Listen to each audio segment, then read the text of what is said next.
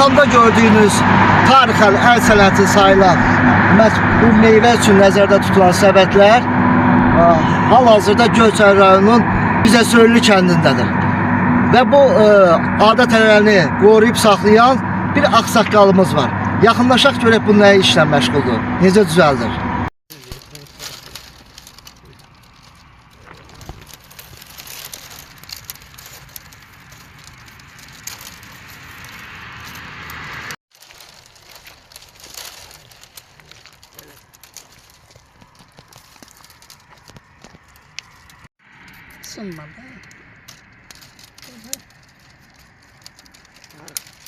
Bu səbətlər meyvələri çox saxlayır, yaxşı qalın meyvələr.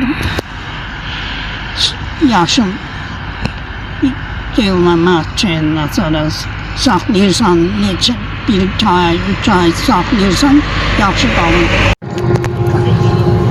Özünüzü təqdim edin. Əliyev adı Şirin. Aha.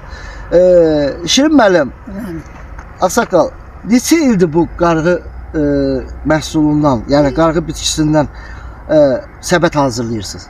20-25 ildir, 30 ildir hazırlayıram.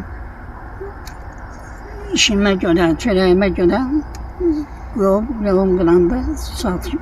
Alıcılıq qüvvəsi necədir? Alıcılıq. Necə alırlar? Nətər alıcılıq qüvvəsi? Alıcılıq yaxşıdır. Gəlib saxlayırlar maşınlar.